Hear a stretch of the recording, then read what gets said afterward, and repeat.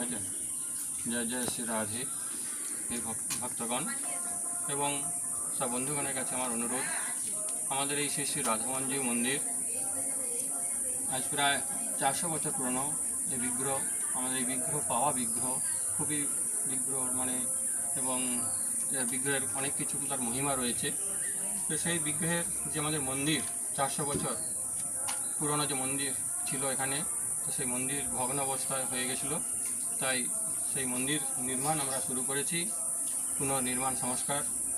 তো ভক্তদের কাছে আমার একটু অনুরোধ, যদি কোনো এরকম ভক্তগণ কোনো কিছু একটু এগিয়ে আসে আমাদের এই সহযোগিতা করার জন্য। এই রাধামঞ্জুর মন্দির আমাদের এই পশ্চিমবাংলা মেদিনীপুর জেলার অন্তর্গত দাসপুর থানা চাইপাট গ্রাম, এখানে এই আমাদের রাধামঞ্জু মন্দির। সেই রাধামঞ্জু পাওয়া গেছিলো আজ থেকে প্রায় 400 বছর আগে। আমাদের সিদ্ধ পরম পূজনীয় শ্রী শ্রী মথুরামোহন গোস্বামী মহারাজ, তিনি একজন সাধক ছিলেন। সেই সাধক আমাদের পাঁশকুড়ার অন্তর্গত সেই বিগ্রহ তিনি পেয়েছিলেন, পেয়ে তিনি তার ঘুরে ঘুরে সেবা চালাতেন।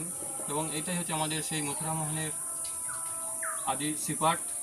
সেই সিপাট হচ্ছে যে আমাদের রাধামোহন মন্দির, এবং আরও আমাদের এখানে 4টি মন্দির রয়েছে পাশাপাশি।